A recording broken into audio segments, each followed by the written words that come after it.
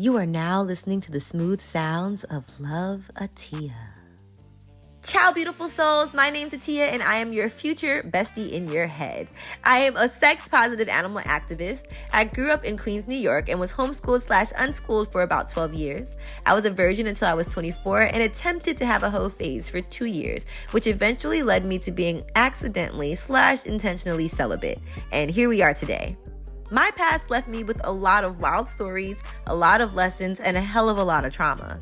Thank God for my wicked sense of humor, because God only knows I would have perished by now. With that being said, this is your gentle reminder that the Love Atiya experience was created as a safe space for me to reflect and share the lessons that I've learned from past traumas. Shit gets real on this podcast, and topics such as domestic violence, sexual assault, substance abuse, depression, anxiety, and suicide may be referenced.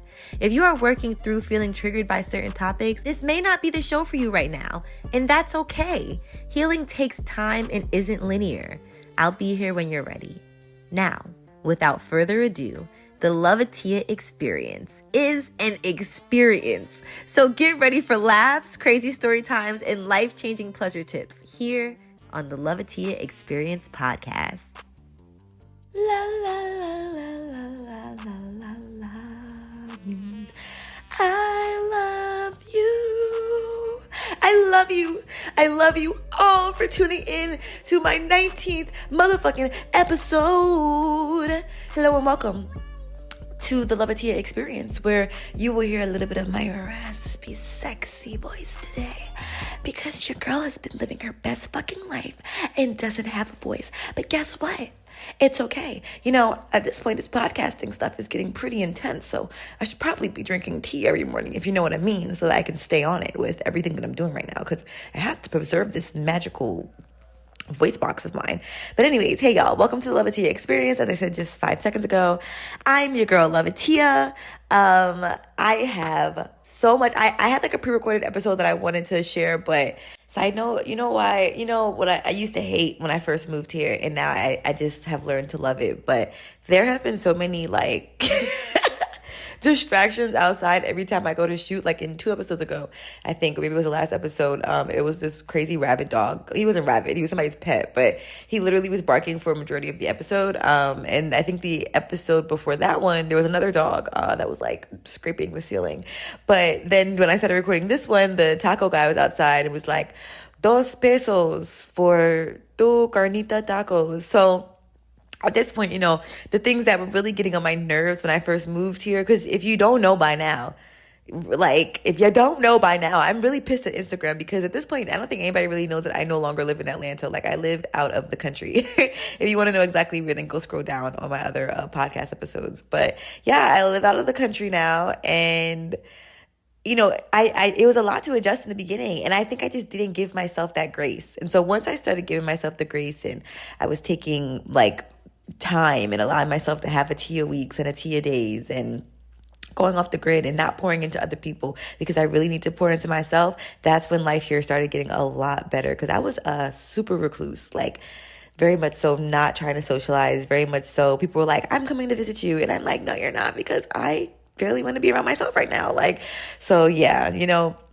And I think that it was just a lot of pressure. I mean, I was also managing not only my emotions, but everybody else's emotions while on this move. And I was sorting through friendships and all that jazz. So yeah, I feel like I'm back in my skin. I don't know if there's like a fucking, what's happening in like Chiron, isn't that like a thing in the sky, like in astrology? I don't know if fucking some shit is out of retrograde, it went in retrograde, because everybody was like, "Oh, the world's about to shift, it's gonna get crazy, like everything's going in retrograde." And I was like, "Oh, I'm about to be fucked up," but actually life has been way better. So shout out to all the retrogrades that are going on. I don't know when Mercury retrograde is, but you know, if it's going to give me the energy that all these other retrogrades have given me, then I am grateful for it. And if you don't know what a retrograde is, I recommend you find an astrology podcast to tell you about it, because this ain't the one today. With that being said, today's episode is going to be super fun, because I don't normally talk about pop culture, but there's so much shit that has happened in the media, and I have such an opinion, and I feel like so many people are not voicing the opinion that I have, that I just felt the need to come on here and fucking express myself. I also want to give y'all more insight into my life. I have a stalker who I think I may have separated myself from once again, but they always kind of pop back up at some point. I hope they don't listen to this fucking podcast. But yeah, that's one of the reasons why I'm not really super vocal about like moving out of the country and stuff, because I'm really protecting myself, etc. But long story short, I realized, I can't live my life in fear, and all I could do is just take protective measures and get the get. So yeah, laughing but not. So yeah, we're gonna talk about that. We're gonna talk about my stalker. We're gonna talk about pop culture, some shit that happened in the media, like I said, and then we're gonna talk about my fucking amazing ass 4-day weekend. Starting from Thursday. It has been a movie, I must say. So let's just jump right on in. I feel like I need to look at my notes just to make sure I stay on track. All right. Oh, first note says I'm mad thick. Y'all don't understand. Like, I'm going to go back to how yesterday went down, but I just need you to know I'm putting this weight the fuck back on. Like, I lost weight for about a week. Because I didn't even know what the fuck was happening. I wasn't depressed or anything. I just wasn't eating the way that I needed to eat. Like before I was eating mad beans and lentils and plantains and shit. So yeah, I think I gained that weight back. I always see my weight in my legs, and I always see it in my fat ass. She got a big old ass right there. He wrote that song about me. So that's always been amazing. So that's like an indication. So last night when I went out, my ass was hanging out the bottom of my shorts, and I couldn't even control it. Even if I tried to put my shorts down, I couldn't even control it. So yeah, that was cool. And I took a picture with my friends, and my thighs literally like were tremendous. This is what I'm saying. So I'm grateful for that. Okay. That's all I had to say about that. Next on the list is pop culture. Pop culture with love. Atiya. So let's talk about Keke Palmer, because if y'all don't notice, and this is going to make a lot of sense to you after you hear this, but me and Keke Palmer have the same birthday. August, well, I don't want to tell y'all, but if you Google her birthday, because this is what I hate about fucking... I feel like I shouldn't even say that, but fuck it. Like, YOLO. Me and Keke Palmer got the same birthday. I'm so paranoid. Okay, let me tell you why I'm paranoid. Because I just feel like I know this is public information. Like, anybody can probably Google Loveatiya's birthday. It's going to pop up every year. I post a fucking birthday post on my birthday. But I don't know, like, just giving the information out, it's just, like, work for it. Like, say, if you're going to know about my life, fucking do the research. So, long story short, me and Keke Palmer have the same birthday, and we are Virgos. So, anything that happens, like, first of all, she's never been like messy. And she still is not a messy chick, a messy woman. Like I never see people call people chicks, but she's never been messy. She's like the Black Hillary Duff. There has never been any drama about Hillary Duff. Even when Keke had her that moment where she spoke up about the, uncomfortableness that she felt with Trey Songz, with the sexual allegations, like that was serious. And now we see, which we've been knew, that he was not bugging. She was not making it up. He is a fucking predator. So yeah, like just that in general, that was probably the only main thing where I felt like she was quote unquote in the headlines for something, but it was nothing of her wrongdoing. She was just literally speaking out as somebody who was violated. So So I've just always been super proud of Keke Palmer, and even just being able to watch her, from Akila and the Bee and then on, and even before that, So anyways, if you are living under a rock, you might not know this, but she has a new baby who is beautiful, and she has I don't even know what he is now, but she had a boyfriend, and this boyfriend is the brother of, y'all watch Insecure? So his name is Dro, the brother. But no, okay, on Insecure, there's a character named Dro. Dro is fine as fuck, and yeah, and I just need to put that out there in case he ever listens to this podcast.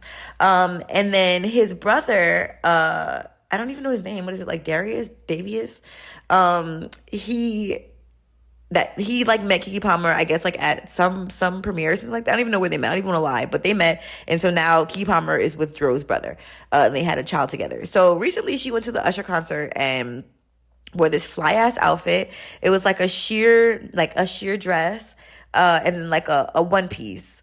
And she got body. I don't even think that Keke never, like, I think Keke always had a bit of body, but I think this baby really, really, like, this baby really boosted her confidence in herself and in her body, and I see the glow. And Homeboy is going to post, because a video surfaced, not even surfaced, but a video was recorded of Usher at his residency serenading Keke Palmer.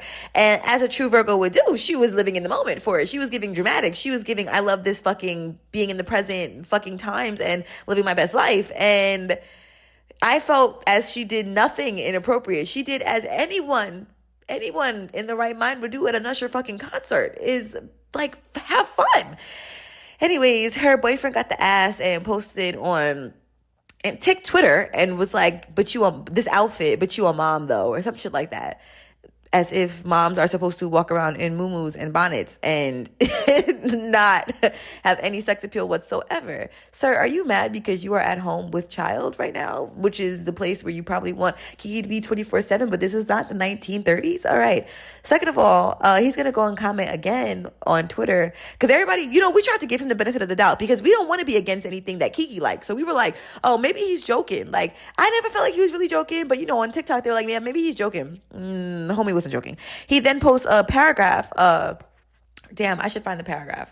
All right, the paragraph says, we live in a generation where a man of the family doesn't want the wife. Okay, y'all remember when I said this man is her boyfriend, right? Okay, where'd the wife come from? Okay, let's start over. We live in a generation where a man of his family doesn't want the wife and mother to his kids, you literally have one child, to showcase booty cheeks to please others. And he gets told how much of a hater he is. This is my family and my representation. I have standards and morals to what I believe. I rest my case. Sir, what case are you resting? So let's just break this shit down because this really rubbed me the wrong fucking way. A lot of people were like, but she's not your wife though. But she's not your wife. And my hot take is, even if she was, even if you were married, she can wear what the fuck she wants to wear. It's not like she had on fucking pasties and a thong. And even if she did, do we not see that in the culture nowadays? He'd be fucking pissed if we were living in Africa. Because women are allowed to walk around without fucking tops in certain places in Africa. And that's where I want to live. This is by choice. You know what I'm saying? Like, I fucking want to live at the place where I could have my titties out. For real, for real. So, I know it's different culturally everywhere, but I'm just saying, even in Brazil, like, it's very much so okay for you to have body out. And so, America is the main place where we're so fucking conservative because of what I believe is Christianity ruling things. Because what is the point of being covered up and having a body if we can't show skin? I don't know. And granted, again, it's different religions, different strokes for different folks. I'm not trying to be disrespectful, but I'm just saying this is 2020 motherfucking 3. Get with the program. Even on 90 Day Fiance, was it the other way? And there was a girl who wanted to marry a guy from Egypt, and he wanted her to convert into, I don't remember the exact religion, but she met up with a girl who was also of that same religion, but she didn't subscribe to covering your body and being modest in certain ways. And, she was allowed to do certain things she allowed herself to do certain things that, the culture and the religion wouldn't necessarily deem as okay, or it was shunned upon. And there was a big debate surrounding that, but everybody has their own choices that they can make, and people make up rules and then say, oh, you must abide by these rules or whatever. Let me not go on a motherfucking rant because let me get back on topic, but you catch my drift.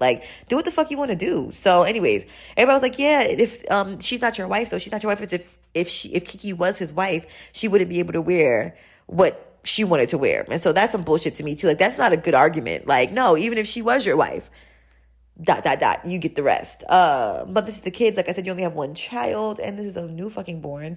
And then he says, showcase her booty cheeks. Sir, you literally posted mad videos of her on your Instagram shaking ass naked when she was pregnant. She was shaking ass in one video. She was topless in another video. You didn't care. What you're really mad about is Usher's fine ass serenading Keke. Can you do that?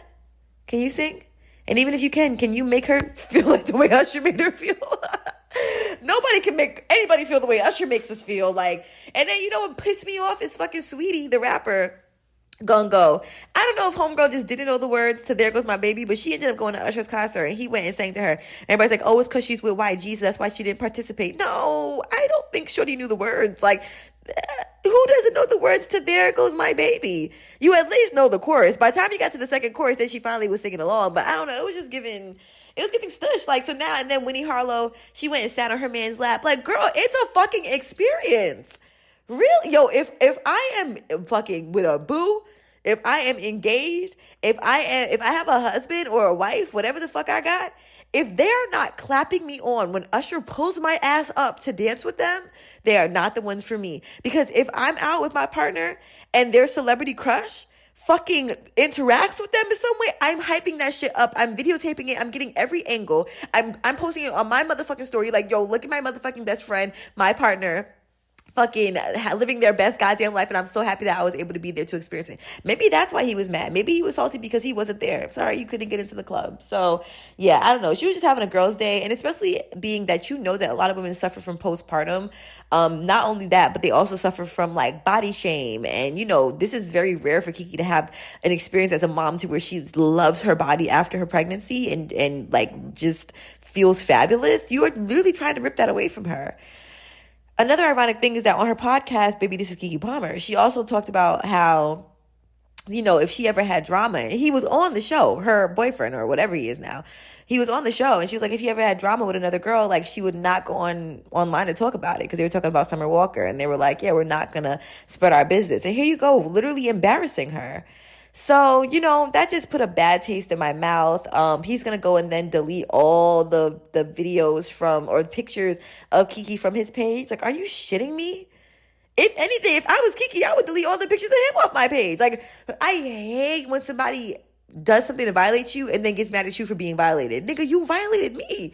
You literally are out here trying to embarrass me the whole time. You didn't know that we are all Team Keke Palmer. I don't know anybody who's not Team Keke Palmer. And even if you don't know Keke Palmer, you're Team Keke Palmer. Anyways, I'm done with that. In the words of Darius, her boyfriend, I rest my case. So I don't know what's going on with them, or if there are any updates in regards to their lives as a whole, or if they're together or what. But yeah, just sending prayers and love to Keke Palmer, sending strength, because girl, I will say that this was triggering. And then it was also a DDG song that just came out. And if you already know, like I've been trying to hop on like the yay Little Mermaid Black woo train.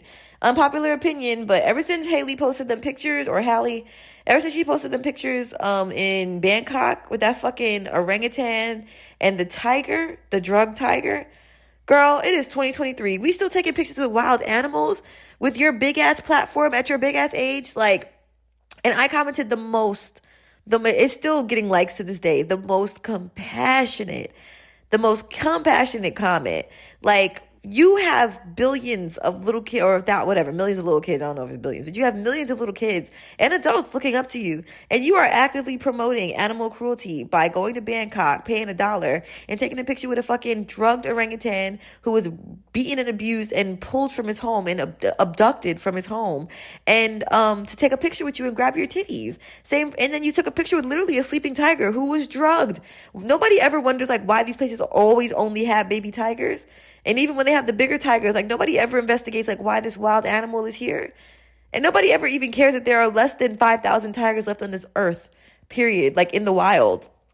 Then there are a few in captivity. I don't count them as such though, because it's not fair. Their lives are taken from them. So yeah, ever since I seen that, and then she didn't take it down, and there were so many people in the comments like, girl, this is horrible. Like, you are not promoting ethical tourism at all.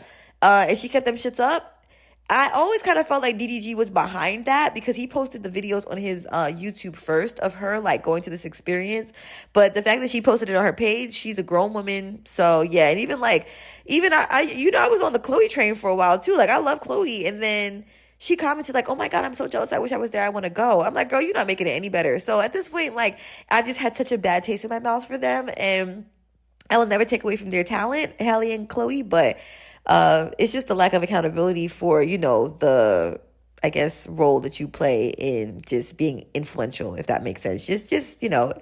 I just think of them as such sweet, compassionate people. And so to do something, to be educated on something, and nobody was bashing her in the comments and saying like, girl, you are fucking dumb for taking a picture with an orangutan that's supposed to be in the wild. Like, no, we were all like, yo, here's what happens behind the scenes before, this is why this orangutan was forced to wear clothes, when in the wild, he does not have to wear clothing. So yeah, I've been real good on that, like unfollowing people who go to swim with dolphins or go to the circus, or luckily I have not seen any circus posts, but I guess that's because I've been following you motherfuckers. So but if you know me, before the sexual content, before the sex education, it was always animals, always animals. So yeah, it's always going to be animal rights, and I definitely want to talk about that more on my show. And I was going to make a YouTube video about it. I still will, but I don't know if y'all knew that I had beef imaginary beef in my head. I'm just disappointed. It's not real beef. Just disappointed in Halle. So I haven't seen The Little Mermaid for that reason. Literally. Everybody's like, oh my God, like it's so cute. And I'm like, oh, okay. Well,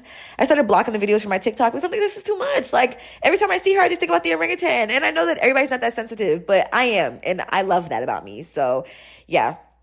Long story short, DDG posted a song where he was basically venting about how insecure he was in regards to Halle, kissing a man in the movies. I guess she kissed a guy in this movie or in The Little Mermaid, and I think maybe she had another movie that she had like a love interest in. And then just went in about, and then he said something like, yeah, I might make a post just to ruin it or something like that. And it was like, that's a red fucking flag. Like, you want to be with a man who's literally making a song about his insecurities about you? And you're at the peak of your fame right now? Okay. Like, that's what I'm saying about judgment. It's like, yes, she's sweet and compassionate, but do we really know her? Like, what she got going on? Because why is she with DDG out of all men? But granted, I wouldn't want anybody to judge my character based on the guys that I've dated.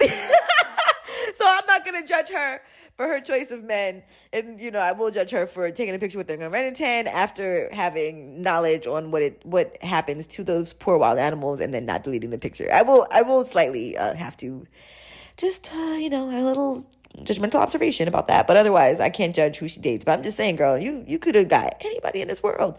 So... and everybody's like, oh, DDG, he's on YouTube, he's famous. Like, okay, but what's his character like? I don't care how much money you have. Like, that's why the whole Ebony K. Williams debate about the bus driver, I don't give a fuck. Like, what is he a fucking woman beater bus driver? Or is he a kind-hearted soul bus driver? Because I'll take a fucking kind-hearted soul bus driver over a woman beater millionaire. You know what I'm saying? So, yeah. That's that. And then I said, it was triggering to me because I remember one time, not even one time, I saw this post on TikTok and they were saying, when you're out and you're getting celebrated and then your narcissistic partner does something to try to ruin it or gets an attitude or gets quiet or gets standoffish. And I'm like, that was my life in my relationship. Like, shorty did not want people to like me. He did not want people to celebrate me. And I will never forget, we were in the car one time and this is towards the end of our relationship. He was like, I need you to need me. And I think I laughed, and that sounds so crazy, but if you knew everything that I've been through, listen to the last couple episodes. But I laughed because I'm like, Negro, you haven't paid half of our rent in fucking 6 months. I got a tab for how much you owe me right now. You out there buying sneakers. How am I supposed to need you? You need me. So, yeah, as much as you want me to need you, that is not a current reality. So that was always very interesting to me, and just the fact that he did not like the fact that other people liked me and praised me. And that's just some internal shit. You got to get your internal shit together before you get with somebody. And I was just talking to my friend about this the other night. Like, I am really working on myself because as healed as I am, there's still some shit that I know can rise up if I was in a relationship. Like, it just is. So yeah, there's that. That's the end of the Keke Palmer, insecure, DDG, motherfucking men, Darius shit. Like, I just can't. Fucking men. That's what this segment should have been called. Next up, this is actually, really, really scary. I'm pretty sure that you have heard about the abduction of Carlee Russell. I woke up to the news this morning that she ended up back at her parents' fucking doorstep. And I just felt like I could breathe. Like, I for once in my life, I felt like there was a pretty admirable amount of news coverage surrounding Carlee. I didn't feel like they necessarily did everything that they needed to do to find her. I mean, to, have publicity. Because, okay, let me just tell y'all a backstory first, and then I will get into the whole search for her. But Carlee Russell is from Alabama, and I think it was Hoover, Alabama. She called her, y'all, I don't want to get the story wrong. She called her sister-in-law, I think. And she was driving. I thought it was the daytime, but it was at night. She was driving at night and she saw a toddler on the road and was like, there is a baby on this road. Like, I have to help them. Apparently, first she called 911 and then she called the toddler. I mean, she called the sister-in-law. So she stayed on the phone with the sister-in-law. She got out the car to help the toddler. And then, the sister or the family heard a scream, and that was it. And then the cops arrived, I want to say 2 or 3 minutes later. So that is so fucking terrifying.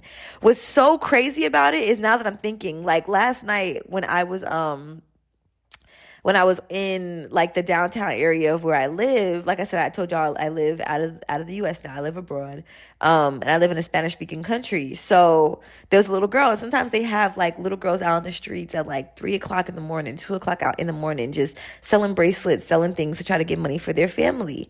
And so there was this one little girl and her, what I guess was her sister, and they came up to us and they asked us if we wanted to buy bracelets, and we were like, oh no. I was like, no, hermosa, and that means like, no, beautiful, no, gracias, no, thank you. And so her older sister walked away, but the little girl, she was like, come on. She kept looking at my guy friends, like, come on. But then she came over to me and she just hugged me. And y'all, I don't know, like, I don't want to have a savior complex, but I was like, maybe she just needed this hug, because like, she stopped asking for the money. She never asked me for money after that. She just hugged me.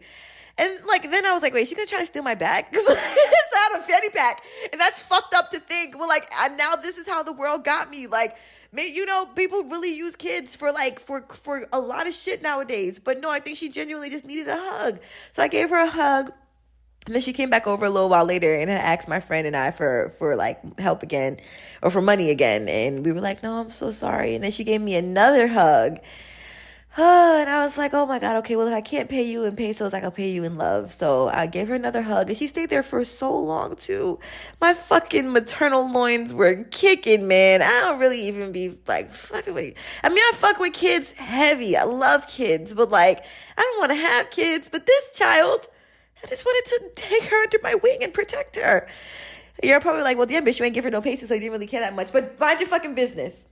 Mind your fucking business. So anyway, no, because the thing about it is like, especially being in that area, I can give to every single person I see, like, and then by the end of the line, like, it's a lot. It's a lot every night. And then it's just a lot. You know, you do what your heart tells you to do. I had literally just given, money to a hungry mom the other night. But I'm not trying to be like one of them TikTokers who are like, can I videotape me giving you this so I can prove that I'm a good person?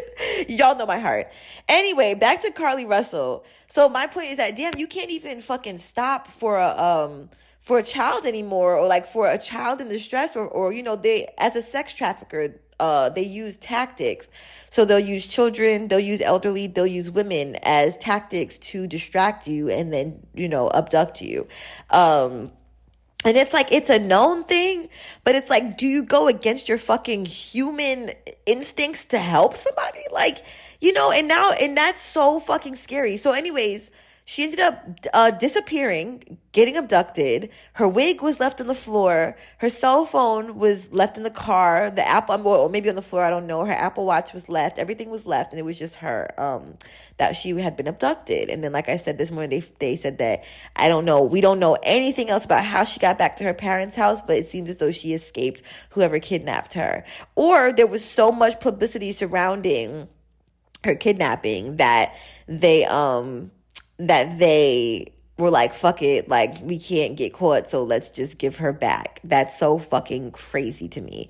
It's just so scary and insane, especially because Alabama is so close to Atlanta. I've been in Alabama so many times. This is not the first crazy abduction that has happened in Alabama, but you know, everybody was saying y'all did all this shit to fucking find the 5 millionaires in the submarine, the 5 white millionaires in the submarine, or the 4 white millionaires, one Arab. Wait, was it an Arab man or Indian? I think he was of maybe Asian descent. I don't even know, but or maybe he was Pakistani. Okay, I'm just throwing shit out there at this point. But Middle Eastern, I don't know. Okay. Side note, can we talk about the Middle East one day? Because what even is that? Like, is that not Africa? The Middle East? Like, why don't we just call it Africa? But anyways, so yeah, they were saying y'all did all that work to find them rich people, like put in the work to find Carlee. So I'm very grateful that she was found and was, you know, as safe as could be. But now people are trying to rush her to tell her story. I'm like, bitch, if you just got fucking abducted, would you tell your story immediately? It's been a year. It made a year last weekend, or this week. On July 11th of 2022, I was sexually assaulted. I still have not talked about that shit. Like, I am not ready. So, you know, it's sometimes just traumatizing to fucking re-experience that and then know it's going to be out for the world to see forever. Like, it's a lot. So I understand, you know, a lot of people have these conspiracy theories. Somebody was like, oh, I wasted my prayer. Like, people are really people feel like feed off of tragedy so bad, it's not even funny. They'd be like, praying for you. But are you really praying for the best outcome? Because why are you mad that there was a good outcome and it did, like there's no more, like it's done. Now we can focus on the other 50 billion fucking people that are missing. You know what I'm saying? Like, it's so many people that deserve like this coverage forever. Like, it should always be this amount of pressure put onto every single missing person's case, no matter the color of their skin or their gender. So yeah, I'm very grateful that she was found, but it's just scary because it even reminds me of that story I told y'all when I was in the club and they we were getting physically assaulted, me and my friend, by a guy, and I was screaming for help, and this guy literally nodded his head no. Like, back in the day, I learned about the bystander and the upstander effect. And when you're a bystander, you are just as much as a problem as a perpetrator, because you're not helping in any way. If you're an upstanding citizen, it's not to say you have to personally engage. There are ways that you can avoid being in the middle of the fire, but you do also have to like help. I mean, I just feel like it's just human decency. Even if okay, so for instance, even if you're not able to help me and my friend in this situation of breaking up the fight, which I wasn't asking anybody to do, I was asking for somebody to go get help. You can go get help. Like, you can leave the instance and not watch the drama and go get help. You don't have to, or if you're trying to be a witness, but you're trying to be a witness when you could literally fucking save me by getting security, So I guess now, if I was in a situation in the way that Carlee was in a situation of, seeing a child on the side of the road, now that this has happened, because if I was her, I don't know what I would have done, like, I don't know. You could say everything that you would have done now that you know what the outcome was, but I don't know. So, yeah, I would say that I would call the cops, and I don't know. I really don't know. It's like, do you trail the kid? Well, then does that mean that people are trailing you? Like, if you stay in your car, what the fuck? Like the side of the road in the dark, you see a child? Like, that shit is scary. I'm scared on the side of the road by myself. Like, I'm scared when I drive in the dark. So I don't know. It's just, you just don't know what to do in situations like that. As a woman, though, I will say, like, I'm pissed because my pepper spray was fucking confiscated at the airport. So I have to get another pepper spray. But then I Googled it, and they're like, oh, yeah, pepper spray only lasts for 2 years. Fun fact. I was like, oh, shit. Well, they said, like, the aerosol will not, like, last for past 2 years. I done had that shit since when I first moved to Atlanta and found out it was legal to have pepper spray there. So, yeah, I'm going to have to re-up and give me another pepper spray. Until then, the one thing that my ex did leave me that was helpful was, like, a knife, like a blade. So I was like, all right, this will do. And like I said, the gat, just to put that out there. But yeah, long story short, I'm happy that Carlee is safe and back home, and I pray that she gets immense healing and that her family gets an immense amount of healing as well. So yeah, oof, that's a lot. I don't know. I told you I had several different encounters with times that I thought that I was going to be in a dangerous situation with a guy in Atlanta, like sex traffic vibes, like backing into parking lots while I'm having a photo shoot, and be like a car of 4 men literally like lurking as I'm by myself in the garage. Like, I think I told y'all that story. If I didn't, it's another story for another time. But I say all that to say that I've had some close encounters. So, like I said, just a lot of compassion and prayers still going to Carlee Russell and her family. Speaking of compassion and prayers, the last bit of pop culture news that I have, and then I want to get into living abroad with atiya. I want to talk about Suki, and I want to talk about the sexual assault that everybody has just brushed under the rug, and understood that she did forgive what's his name, YK Oriasis, right? YK Osiris, whatever the fuck his name is. But yeah, so if you don't know, Suki is a rapper, and she is known for her like really overtly sexual, like sexually liberated songs, I will say. And she has the OnlyFans and stuff. Like, she's very comfortable with her sexuality. And she was at a basketball game, I think, and this rapper, let me find out his name. What the fuck is his name? Okay Rises? Rapper? No, that's not his name. This is not gonna come up. Osiris. Osiris? Wait, let me look that up. Osiris? Wait, hold on. I am so weak. I would have never known this shit. YK Osiris. Okay. So, yeah, she was at a basketball game, and he came up to her 3 fucking times trying to make a move on her. and eventually like forced himself on her and kissed her, and she's actively pulling away. Several parts of this video pissed me off. One of the biggest ones was once again the bystander effect, where you see 3 grown men sitting at the table with Suki and no one is doing anything to help. And you might be saying, oh, it's not their job. Is it not? Is it not their job? Everybody be like screaming, protect black women until it's time to protect the black woman. And it's not like they didn't read the room, because they all had looks in their faces like, what the fuck is happening? And Suki very much said like, no, stop, I don't want to, several times. Since then, she has then gone on to take a social media break because she just felt violated and she just had to process a lot of stuff, and she felt like she just really needed to take some time to herself. And then when she came back, she decided that for the sake of her mental health, she was going to forgive YK Osiris, and shortly after, he posted something about his mental health and life's been hard. And, once again, it's like, oh, black men and their mental health. But it's like, why do y'all be using that every time you get into trouble? Even when my ex used to black on me, and then later he'd be like, I'm just depressed, I'm sorry. Like, what are you doing to fix that? Because you can't just be taking that out in the world and then just toss it up to your mental health. You know what I'm saying? Like, granted, mental health is real. So actions that come from like instability with your mental health, or just a lack of help with your mental health, that is a real thing. Like, there's a lot, but there are also resources out there at this point in 2023 where you should be able to actively seek help in whatever you're struggling with. There are free resources and everything, but he's a rapper, so I would assume that he would have the money for the mental health help that he needs, but you shouldn't assume, because you'll make an ass out of you and me. I say all that to say that, it's really hard to, it's like, we're at this moment, we're trying to have compassion for Suki, and then here you come with your mental health issues and how life is hard and this, that, and the third. And I'm like, okay, like, I want to feel compassion for you too, but must that override the compassion for Suki right now? Like, must you had put that in there? Like, you can't say, oh, I'm struggling with my mental health, so I forced myself upon her and sexually assaulted her. Make it make sense.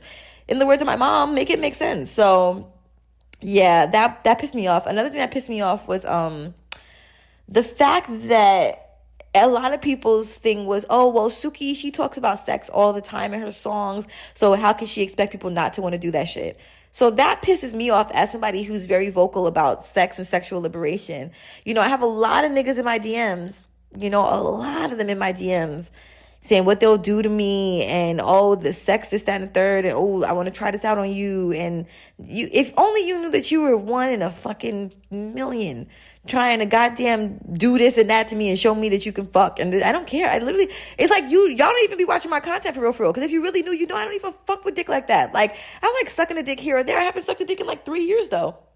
But the act of sex doesn't necessarily get me going. So yeah, I know that people don't really watch my shit like that. Or even when I post about disassociation, people are like, oh, well, you would never go through that with me. I would go through that with any man, because I need to feel comfortable. And you obviously are not understanding what disassociation means and the trauma that has stemmed to cause my disassociation. Like, there's a big conversation under my disassociation post about that too. In regards to disassociation and sex. I wonder if I should include that conversation in here. I think I might, but we'll see what we're doing with time by the end of my story time. But yeah, I said that to say that, that's like somebody saying, oh, Atiya got sexually assaulted because she is in the sex positive space and because she does sex education. It's blasphemous. Like, it's crazy. I should be able to talk about my pussy juices and not be scared that somebody's going to assault me, because even verbally, because I was expressing something about myself. So yeah, that was very disturbing in regards to a lot of women were saying this, a lot of men, of course, were saying this about Suki and, just how she presents herself. But yeah, it's giving, oh, this rape victim got raped because she had a skirt on. That's the energy it gives when you say shit like that. So anyways, just watch your mouth when it comes to sexually liberated women and what you think we deserve versus what you think we don't deserve in regards to treatment from society. And I hope that this helps bring some awareness to that. All right. Now, on another note, just with that being said, I am still praying for Suki and her mental health. And, I do hope that this teaches a lot of people a lot of things. But I'm definitely hoping for her healing. And I'm proud that she took time to herself. All right, it's giving that we're going to have time to talk about disassociation and sex at the end of this episode. And I know that, like I said, has been a topic on Instagram, and I've talked about it before, but I want to talk about it again because it has some new perspectives. But before that, we are going to talk about my life in the sunshine, okay? Because, y'all, this has been a motherfucking week. Woo! Atiya lives abroad. The segment. I don't know. I actually like My Life in the Sunshine better, but whatever. It's a working title. I really do want to have like title segments or segmented titles, but until then, we're just gonna wing it. I want to have like songs like that girl dinner on TikTok. By the way, you know I love y'all because the way that my tonsils are swollen right now, and I'm fucking talking for this hour and a half. Whoo, child, pray for me. I need to make some tea after this. But so let's start with the tonsils. So last week, my tonsils got swollen, and I've always had swollen tonsils. Not always, actually. It's an allergy that I developed when it comes to mold and dust and a couple of other things. But yeah, like it was a thing from when I was younger. I used to have to take these like natural supplements and shit. It was a lot. But, I just do not want to get my tonsils removed because I'm like, the universe, God, gave this to me for a reason. So why must you take them out? Unless it's going to make me be able to make a Mariah Carey whistle. But, when I got these fucking, I know when I got these fucking swollen tonsils. When I went to camp, I told you I went to Camp Mariah, and there were these bitches that bullied me. One of them had like laryngitis or some shit and gave that shit to me because I used to be able to hit a Mariah Carey whistle note. And then after I left camp, my shits was swollen as fuck and I wasn't able to hit that note no more. It's crazy. So now I'm living with the regret of being around my bully who fucking gave me tonsillitis or whatever the fuck this is called. So anyways, so that was the thing. So I was supposed to meet up with my friend. I'm going to give everybody a nickname. So we're going to call this friend Kay. We'll call her Kay. And Kay was, she's actually from Atlanta. And so I had planned to move down to Mexico, I want to say, since like 2019. Well, since 2019, my ex and I had been saying that we wanted to move out of the country. And we said we were going to start off in Puerto Rico. I know that that's still the U.S., so do not fucking judge me. But we just wanted to go somewhere tropical. And then, I ditched his ass. No, I'm playing. But, we broke up. So I think the pandemic really was like the end for me when it came to America. I was so fucking done. And I knew that was like for real my sign I need to get out. And the place that I live now is the place that has always just had my heart. So I felt like I had been there on vacation enough times. Like, let's plan trips to go there to just be like not on vacation, but just to exist like within the community so that we can see how we like it. I say we because I told y'all my mom and I moved down here together. So, I think, was it 2022? I wasn't really vocal about my move still, but I remember Kay had posted that she was moving to this same country.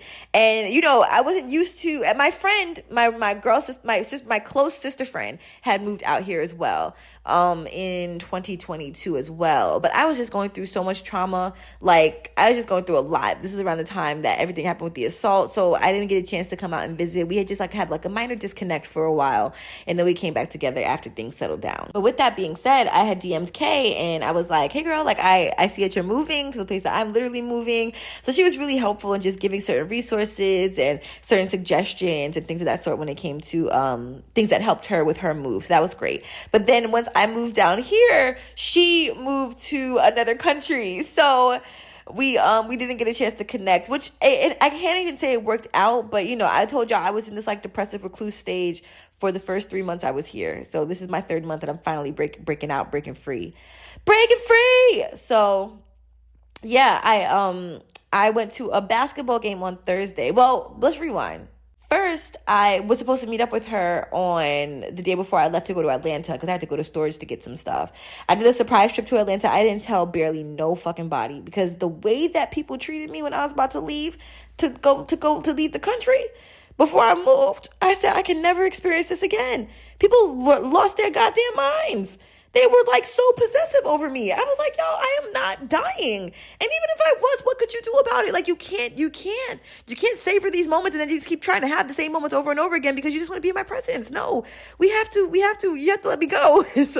Sorry, I had a hiccup. So anyways, I just have been paranoid about letting people know my moves because I feel like if people know that I'm in the city, like I'm out here in Miami. They're going to want to see me, and that's fine. But if I only have a 2-day trip, I just had to, I had to make it work. So I made it work, and I'm going to tell y'all about how I was trying to be spontaneous in a moment and how it was a dub. But I was supposed to see Kay before I left to go out to lunch, and I was nervous because I was like, I didn't want her to think that I was like ditching her. But my tonsils were so fucking swollen, and I had been on vocal rest for the last 3 days. I literally wasn't making voice notes. I wasn't making content where I had to speak and shit. So I was just honest with her. I just thought to myself, like, at this point in friendships, I've had so much friendship trauma and friendship PTSD where I've been the people pleaser. I've been the one that appeased people. And it's like, you attract the wrong people when you do that. So the more authentic I can be in the beginning of the relationship, the better. And the way that other people react is the way that shows me what kind of friend they will be to me. So I think that even when I told her, like, yeah, I my tonsils are full, and she's like, oh, get better. Don't even worry about it. I'll be here. I'm like, okay, great. See, that's what I'm talking about, some healthy fucking communication, because a lot of people would have taken it personal. So that was cool. So I went to Atlanta, and then, what's crazy is as soon as I got to Atlanta, my fucking tonsils were like not buck wild like they were here. I low-key think that it might be my cat litter, but I think it was also just high stress, to be honest with you, because I didn't realize how stressed I was about my Atlanta trip until I got there. But it ended up being great. I was so proud of myself. My entire body fucking hurts right now. Like, I need a massage so fucking bad. Like, I was lifting up crates. I was lifting up boxes. I was on some, like, I had to really tap into my strong, divine, inner feminine energy to really fucking, like, know I could do the shit. I was lifting up suitcases and shit. Oh, that reminds me, I have to report my suitcases damaged. But anyways, long story short, I got to meet up with my girls, and that was really great. I was really grateful that I was able to see a couple of friends. And I really, my friend, it was her birthday. Shout outs to Liv. So I got to take her out to lunch, and that was really dope. I had like a really great time with her. And then she took me to the airport, so that was really sweet. And she had also helped me take some packages to UPS, because I'm moving my business from Atlanta to New York now. So that was a lot. Like, I literally had to pack up my entire business. For those of you who don't know, I own a hair and a skincare company. It's vegan, cruelty free. It's called Ethereal by iloveatiya. And when I moved, I had to start doing seasonal shipments. Because I told y'all that, it just didn't work out with me hiring somebody to do that for me. And I realized, like, it's a meticulous job. Like, you got to have extensive training to do exactly what I do. And, like, really, it's a lot. So the way I package stuff, my little notes and shit. So anyways, I ended up seeing my friends, so that was cool. 2 friends. And then I saw my other friend. He made an order for me, and he didn't know I had moved out the country. So that was like super, super dope. Like, shout outs to him. I don't be knowing that people want their names to be like, to be out there like that on my podcast. I'm just gonna say shout outs to King. Like, I am so, so, so grateful. When my friends support me, like, it makes my heart so whole, because back in the day I used to really have to like pray for friendships like this, you know what I'm saying? And so to have these connections where people really believe in my dreams and believe in my business, and it's not some oh, I want to support her because I know where she's about to be in a couple of years. It's on some like, no, I want to support her because I fuck with her and I love her, and that really makes my heart happy, because I would do the exact same for them. So yeah, I'm really grateful for that. So this is when my like weekend really gets started though, right? Because I can't even lie, like now that I think about it, my shit really kind of started on Monday, like when I left. But anyways, or maybe Tuesday, because I was still on vocal rest on Monday. All right, so my 3 friends, that was lit. Get back on Wednesday. Thursday, I woke up with a tummy ache, but I was like, I'm not letting this stop me, because there's like these basketball games that they have, and I fucking love basketball games. And so it's crazy, because like there's this thing, y'all, I'm telling you, manifestation and thoughts is so fucking real. I literally had the thought the other day, like, wow, I miss watching basketball games. Like, I miss going to basketball games. I don't need to be fucking with one of the players to enjoy the basketball game. I've always just loved basketball. And me and my grandma, like, I grew up on watching basketball with her. And my uncle, he used to take me to games. My dad used to take me to games. So, yeah, like, it's always been a thing. Then hormones hit and I got into the guys. But still, I just love the sport. And, yeah, ended up going to a basketball game. So that was really cool. And then I end up bumping into my girl Kay. So that was dope. Like, I just feel like this whole weekend has happened really organically. Like, I've tried so hard to plan my fucking life, and it just seems like things have just been working out the way that they were supposed to. So ended up seeing her there.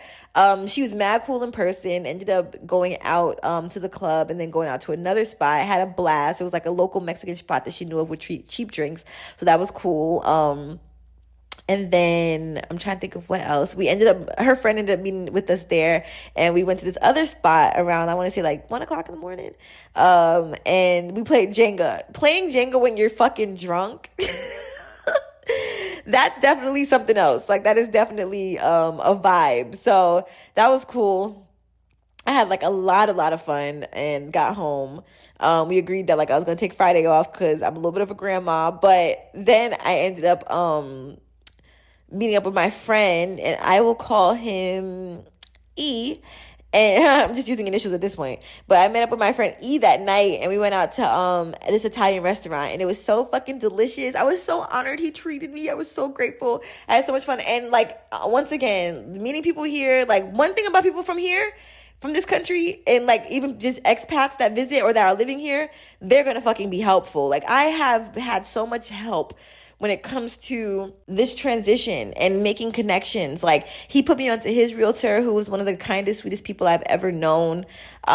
He just helped with so much. Like, he's really helped me with like just certain logistical things. I learned so much that night at dinner, just about like different parts of this country. And I learned about like Aztecs and Mayan history, and it was just, I'm just so grateful. Like, I am so grateful. I guess I don't really need to say like that where I live. It's not a secret. I mean, it's common knowledge if you just kind of think about where I've been the last couple of years. But yeah, I told you I wanted to talk about my stalker. Ooh, I need to make sure I can fit that in this video. We might not be able to talk about disassociation and sex, but anyways, yeah, so I got to hang out with him. That was amazing because I've been wanting to see him since I had been here. But like I said, antisocial as fuck, haven't been in my body. So yes, I was really happy to see him. And then and he drove, so that was really a cool experience to like to have a friend with a car. Like, that was really cool. Like, I've been taking taxis, so I don't know, that sounds weird, but it's just like, it just gave me hope, like, to think, oh wow, like, I wonder if I could drive down here. Like, I wonder if I don't know if I would get a car. But then they were saying like scooters are mad dangerous. So I'm like, okay, maybe I won't get a scooter. Oh my God, I gotta tell y'all about the motherfucking ATV 4-wheeler I fucking was on last night. All right, so Friday was fucking lit. Friday was amazing. He put me onto some new drinks, some new beer, some new wine. Bet. Had a great night. I think got home around maybe like 12. So tell me why that morning? Was it that morning? Y'all. So I told you I went to Camp Mariah, right? I have this friend. I'm going to call him... Okay, we'll just do W for now. I'm just going to ask everybody, like, do you mind if I say your name in my fucking podcast? But we'll call him W. And me and W have apparently known each other for, I think he said 15 years. I was too drunk to do the math, but like, all I know is that I was in the, was it the 8th grade? I think I was in the 8th grade when we met. And so, you know, my camp had 2 sessions, session 1 and session 2. And so like at one point, I guess we like men stopped coming from session 1 to our session. So they had guys from session 2 come to our session, and he was one of them. So we ended up becoming really good friends, like best friends. He ended up dating my friend at the time. But we were mad close. We were in a lot of classes together. He was like an annoying little brother. Like, he would always do shit. He would always fucking like rub his hands. I think I told y'all about him. Did I tell y'all about him? I think I told y'all. I literally spoke. Yo, I'm telling y'all, I've been speaking things into existence. I swear, I think I spoke him up the other day. But he literally like would rub his hands like on my chin because I was fucking breaking out, and it was petty as fuck. Is that my skin is mad good now, right? Why when it's time for me to see him, my skin breaks out? I'm like, of course, but he's not judging. So, anyways, but yeah, you should just do little shit like that, like just to get on my nerves. So we ended up. I saw that he was in my city, and I was like, "You're in my city?" Like, I don't even know what the fuck. Okay, no, he had got a job promotion, and so I commented on a job promotion. I was like, "Yo, congratulations! Like, I'm so proud of you." And then I saw that he was in my city. I said, "What?" Come to find out, he's in my city with his family. I fucking love his family. What the fuck? So I ended up meeting him at his Airbnb. I got to see his mom. Like, yo, I'm telling you, this was a full circle fucking moment, because he was like, "Yo, we have to see each other." I'm like, "Yo, we have to." So we ended up meeting up that night, and then left to go to the city, or to downtown. Got to this club, got some drinks, took a shot. Now, Kay got me back on taking shots, because I was never a shot. I mean, I stopped taking shots, I would say, like 4 years ago. I had to. Y'all already know I was an alcoholic. I told y'all this. Like, I was literally like an actual alcoholic. Like 7 shots. It was an average for me. I could finish a bottle of fucking Absolute vodka, like 750 liter. I want to say, like, with no hangover. You think I'm dragging it, but okay, maybe I wouldn't finish the bottle, but I was chugging that shit down. I used to get the spins. I got a really bad hangover. I got 2 really bad hangovers. You know me, I don't fuck with vomit. So anytime I throw up, we're done with the alcohol. So yeah, I was just so nervous about tequila and shit. But I found my shit. You know, I like me some reposado. So got some reposado shots. We got some passion fruit mojitos. Them shits went to my head. I can't even lie. Like, I was feeling really great after that. And then had another shot. And then, so W was like, first of all, this guy gonna come up to us and be like, is this your girlfriend? Is this your girlfriend? He's like, nah, that's my best friend, right? So we were like, hey, so we took a picture together. Why is Shorty gonna come to us after we take a picture? Well, it was like on his professional camera. Why does Shorty from so he was a guy that worked at the bar, right? Or at the lounge. He's gonna come to us with a fucking bottle of tequila. They didn't even say what kind of liquor it was. With tequila and with a picture frame with our pictures printed on it. Literally, it was a label of us on the tequila. Are you fucking serious? Talking about, $25 each. Sir, it's okay. We have a whole photo album full of pictures together. We're good. Thank you very much. But that shit was, that's so random. Like, a random bottle of tequila with our face on it? Okay. So, I had to use the bathroom so bad. And that's how I know I'm drunk. So, I'm like, yo, the bathroom's upstairs? And he was like, yeah. He said, bet, just know though, when you get up, like, Shorty next to me about to try to slide. Like, I can feel it. Like, she's been eyeing over here. Like, I already know. I was like, all right, let's see. Let's do an experiment. So I get up, I go upstairs.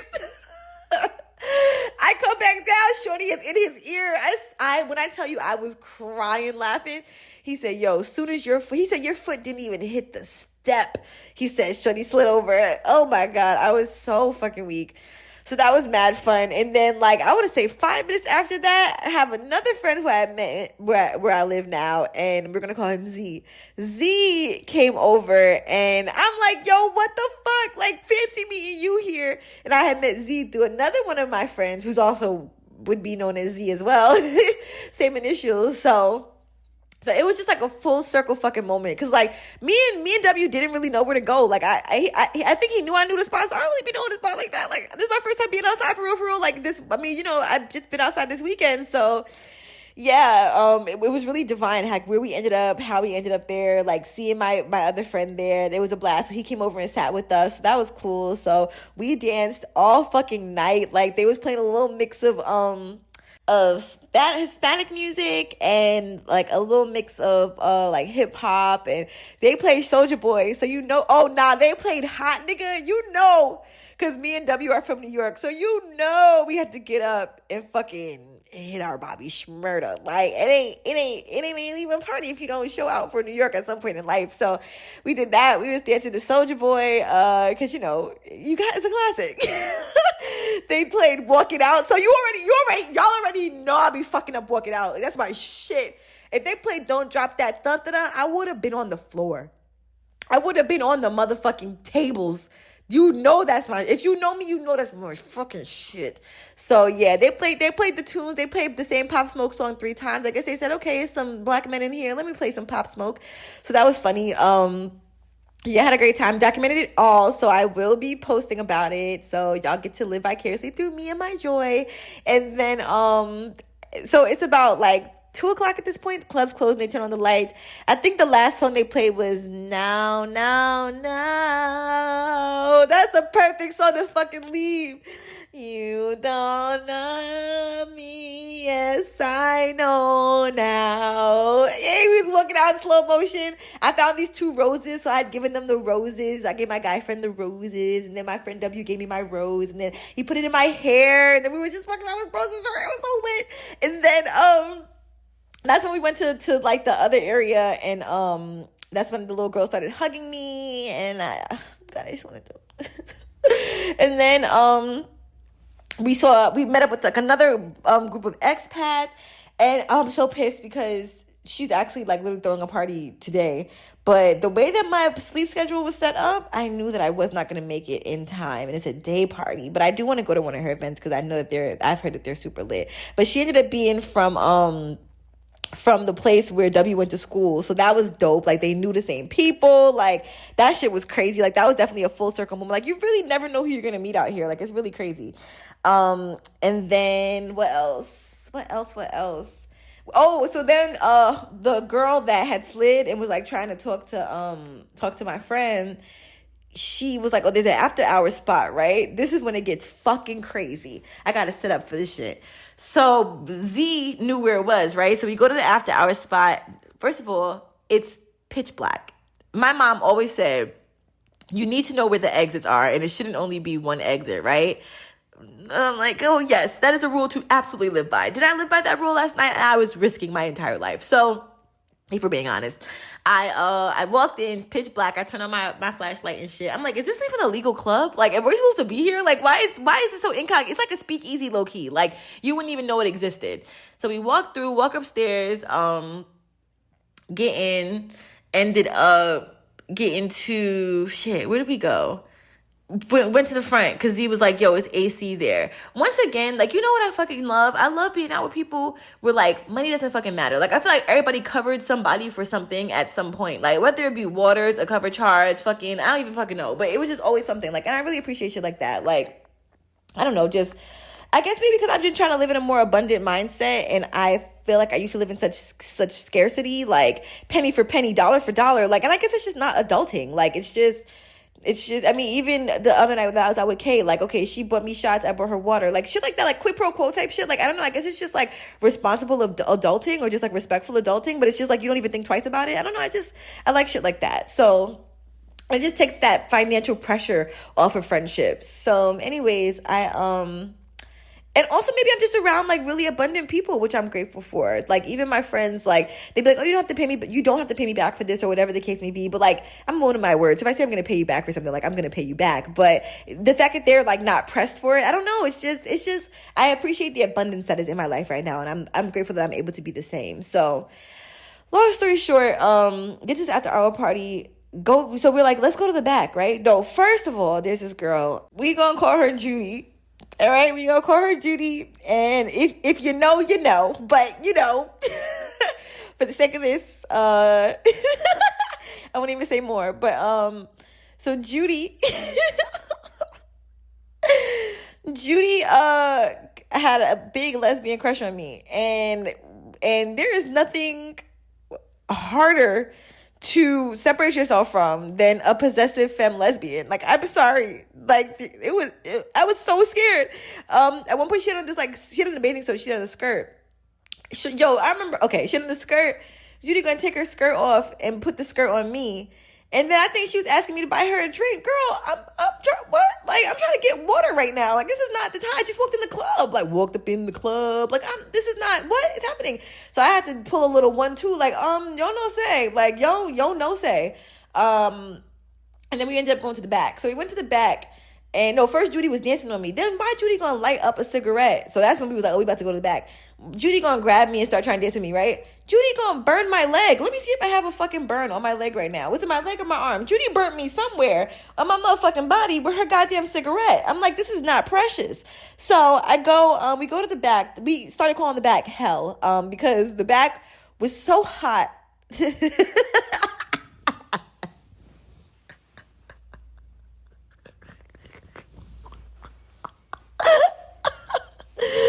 The back was so hot that literally, oh my God, yo, this shit is so funny. The back was so hot that I couldn't see. Like, my sweat, I was sweating so profuse. I've never in my life ever sweat that. I didn't even know my body. I didn't even know I had that many sweat glands. And my beautiful self decided to wear makeup that night.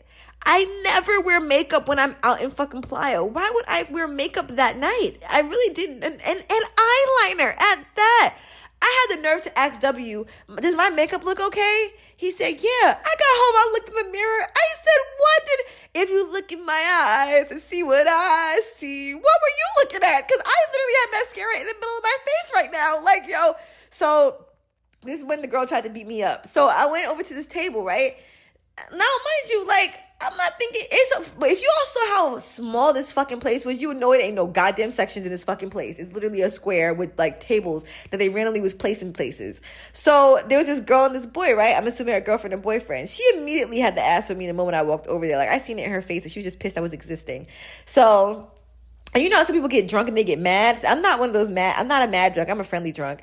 So I go over in the corner of the table and I take off my shirt. The girl literally was fucking pissed at me, right? So because I'm taking off my shirt so I can fucking see. First of all, bitch, I can't even really see you right now because I'm literally blind with my sweat. And I'm overwhelmed as fuck. So I took off my shirt, I have on a bra. Like, I'm not doing topless, even though, you know, I'm really fucking at this point. But I had on a bra, nipple probably popped out. Who the fuck knows? Like, really, we're walking on the edge at this point. I take my shirt off, walk over, and I start dancing, right? Why do I feel somebody literally shove my whole body into eternity? Bitch, first of all, I'm drunk, so my balance is not okay. Shorty literally shoved me. I turn around smiling. Because I'm a friendly drunk. I turn around smiling because I'm like, I'm not about to fight a bitch in the club. For what? No, in all actuality, I will never fight over nothing. Like, what we're not about to do is literally fight over nothing. So I turn around and I'm like, Lo siento. Like, I don't even know what the fuck I'm apologizing for, but just Lo siento. I don't even fucking know, because I swear to God, I was nowhere near her boyfriend. And then my friend Z just like pulled me in and like put me in the middle or whatever. And then W was under a fan with this girl. And then this girl started trying to dance with me. I heard her shade say kiss me. And then that was the other thing. Like, everybody was trying to kiss. Like, yo, Judy tried to kiss. Judy kissed my cheek. I want to say like 10 times. Judy, please stop kissing my cheek. So anyways, that was a lot. And then my friend W kept going back into the area that we was calling hell and coming out mad hot. Like, that shit, oh my God, I can't even lie. This is one of the best nights I had here. Like, this is one of the best weekends I've had here. Like, as a whole conglomerate, this was the perfect mix of like hanging with friends, like just everything. No hangovers. And then at the end of the night, so like I helped my friend catch a taxi because, you know, like people really will try to like fucking rip you off as like a non-resident or citizen or whatever the case may be. So that was cool. We were able to get him a good price for his cab. And then my friend was like, yo, I have like an ATV, so I could just take you to that crib or whatever. And I was like, oh. And then, so at first I was like, no, it's okay. And then my friend W was like, girl, if you don't get on that ATV, I was like, okay. He's like, record it. Make sure you record it so y'all know I got the video. He had given me one of his Bluetooths.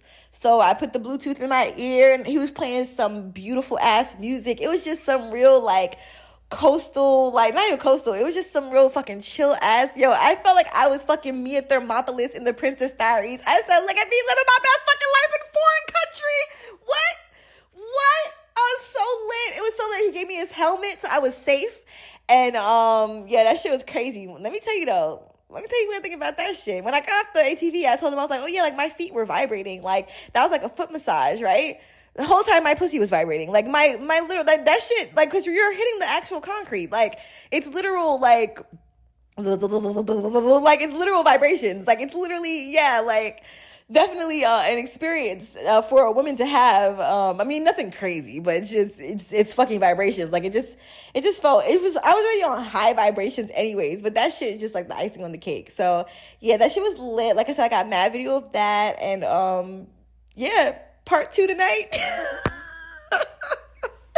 Part 2 tonight, and then I for real got to do some work. Like, but what's crazy is, you know, I really been on some spontaneous shit, and I love this for me. Like, I really, really love this for me. So I'm really proud of myself. I'm really grateful to the universe because, you know, I told y'all 2 weeks ago I was feeling so lonely, like so lonely. And so I think that me going out and socializing, I realized that I wasn't lonely for like a love connection. Like I was lonely for just a human connection with community, you know? So seeing my friend from childhood, Like, see, you know what I'm saying? Like, seeing people that I knew, seeing people that I knew on social media, like, just meeting up with good vibes, and every single one of those experiences being a good experience. Like, I'm so grateful for that, especially when I talk to y'all about how much trauma I have just with so many different situations. It's just like, I'm so grateful when I do meet good people, genuinely good-hearted people. So yeah, that's my weekend. And that's my update for that.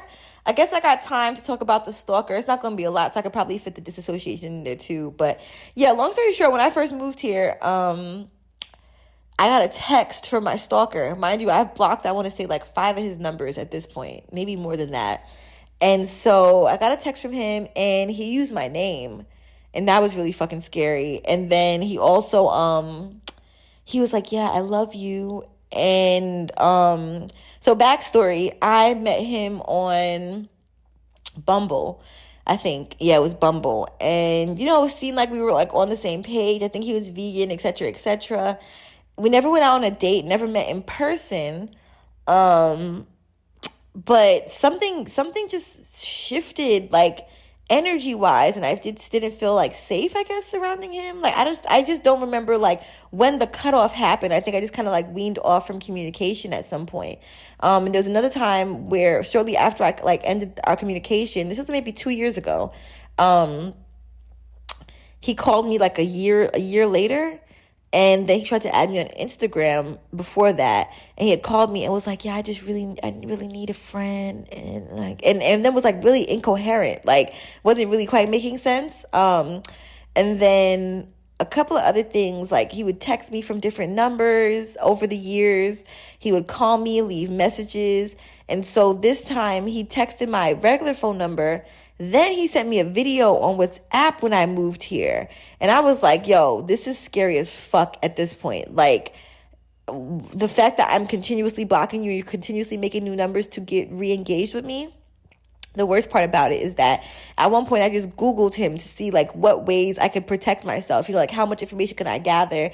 If I will report this shit to the police. Like I have literally already set boundaries and like set things in place now to where I feel protected and I feel like I know how to protect myself now.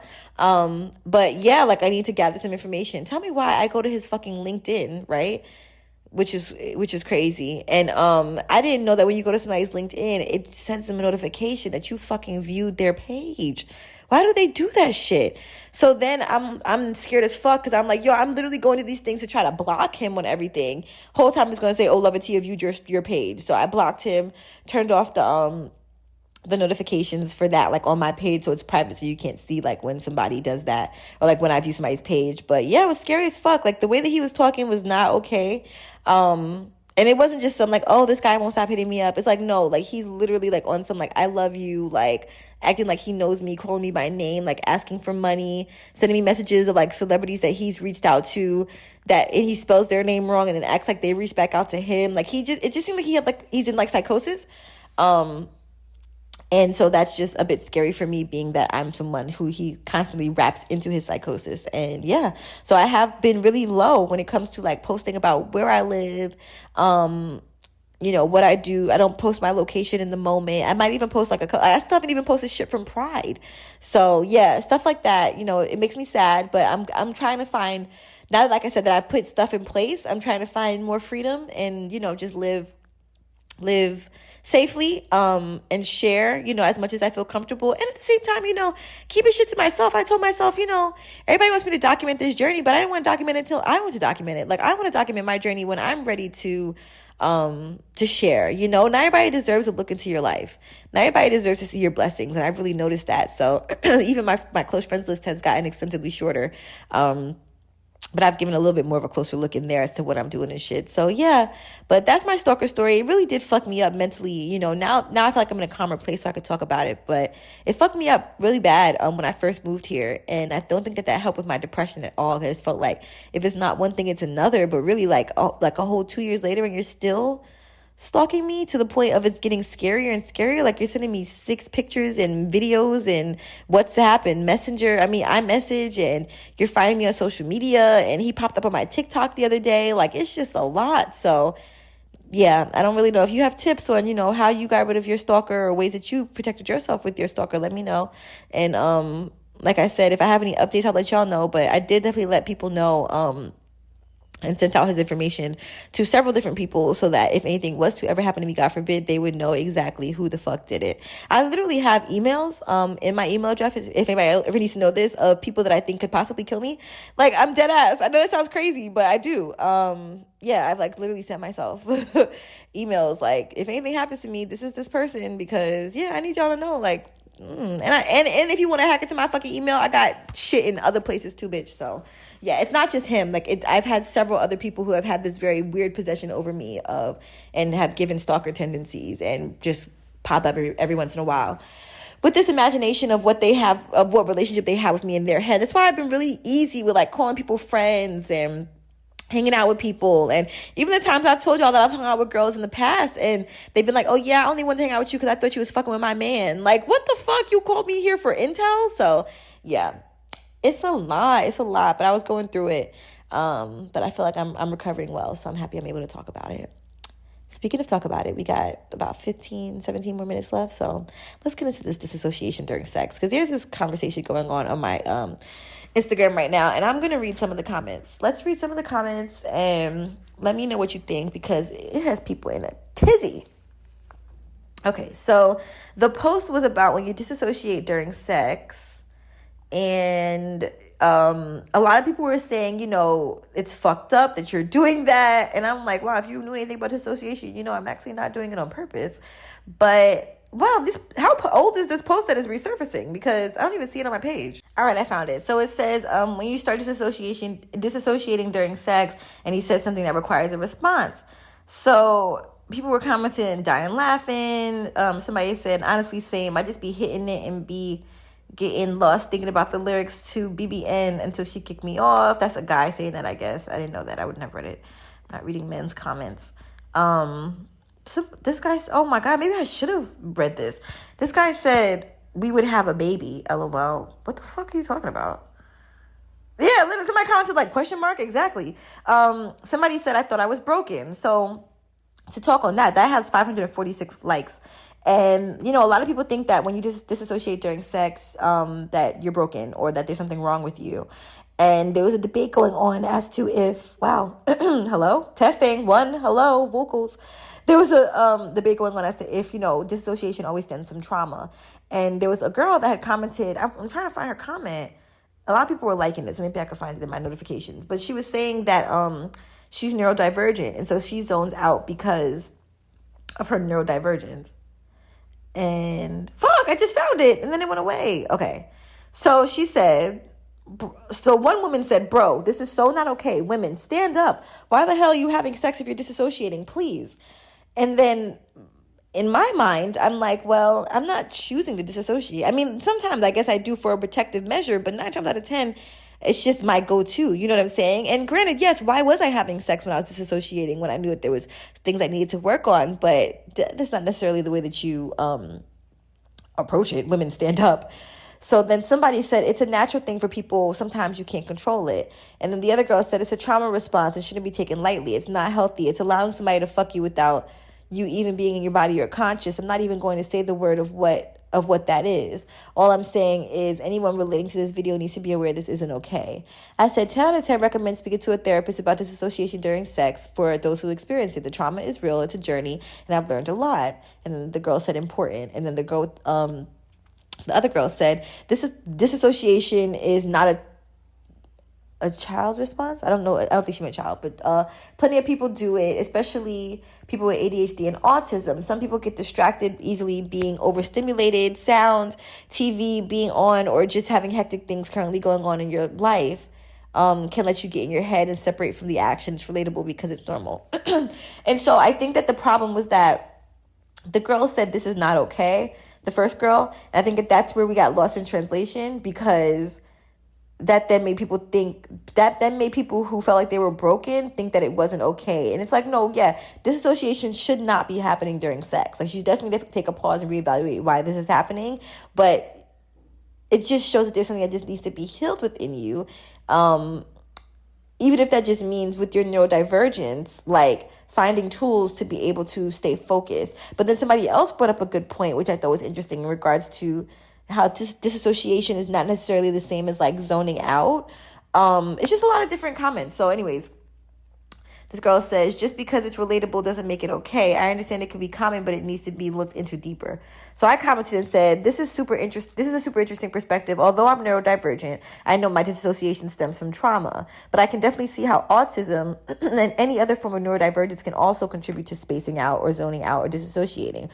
All in all, I definitely think it's more natural and common. I'm sorry, not natural, more normal and common than I wish it was. But I think that there are so many tools to help us stay in the moment, and it takes a lot of grace and practice, no matter the reason of the disassociation. So thank you for this perspective. And she said, the other girl said, but it is okay. And if you're looking for deeper, you're assuming from SA trauma, sexual assault trauma, although people with this may experience that, it's not the same circumstance. And then somebody else commented and said, it's not necessarily a trauma response if you have ADHD. Sometimes you disassociate and it's hard to concentrate. Somebody else said, I disassociate during sex from time to time, but I have no trauma. So what does it mean for me? Somebody said their body disassociates at random times. Somebody said she's literally not understanding that our neurodivergent asses, when we say we dissociate during any and everything, and we can't control it because it doesn't come with an alarm, like it's having to piss, it's spontaneous. And then somebody else said that it's not necessarily, they said disassociation is a trauma response. When experiencing something stressful, the brain detaches so that you're able to cope without feeling the full weight of emotions and get through it. Disassociation is not the same as zoning out, spacing out. Folks with ADHD likely experience zoning out, though it's possible to be disassociated as well if they have trauma.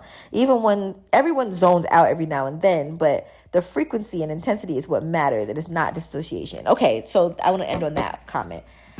So my perspective is that for me personally, my disassociation comes from being in sexual situations where I've been in pain, I've expressed that I've been in pain or been uncomfortable, and then my partner at the time not stopping.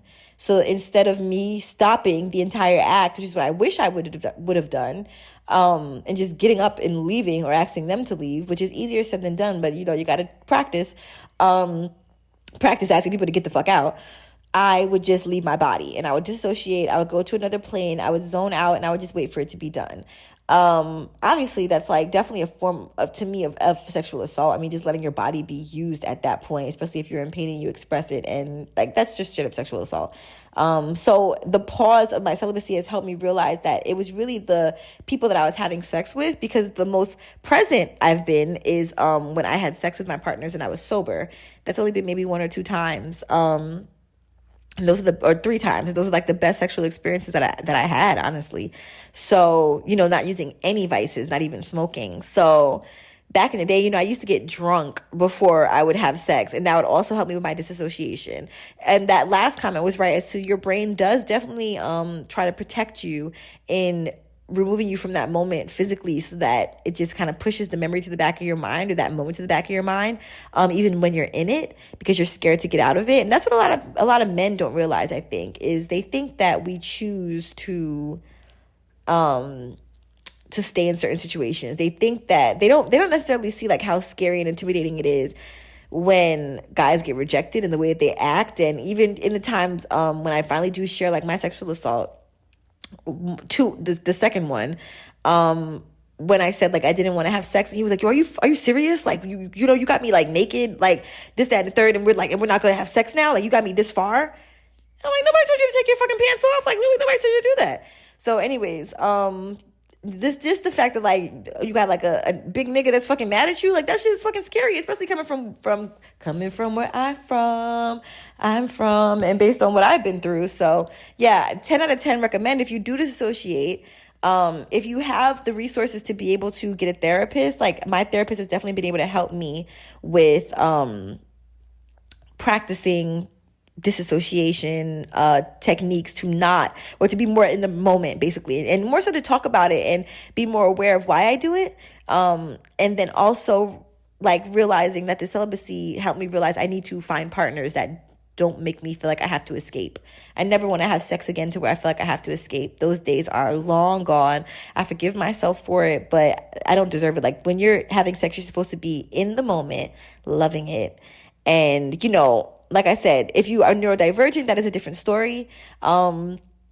There are different tools. I think like a lot of intimacy can also help people stay in the moment. Like breath work can help people stay in the moment. Eye gazing can help you stay in the moment because you're not looking at the TV. You're not necessarily listening to music. You're staring at each other's eyes. Now, depending on what side of the spectrum you are on autism, eye contact may be a little bit hard for you. That's okay. There's always a workaround. So we could talk more about this. If you have any questions specifically and I can do some research, you can send your questions to theloveatiyaexperience@gmail.com. I love y'all so much. Thank you for this. This was a great episode. I had so much fun. I'm going to go drink some water and tea now because I know that my throat is like, girl, please help me. And I ain't fight the bear. Help the bear. I love you. Give yourself a hug for me.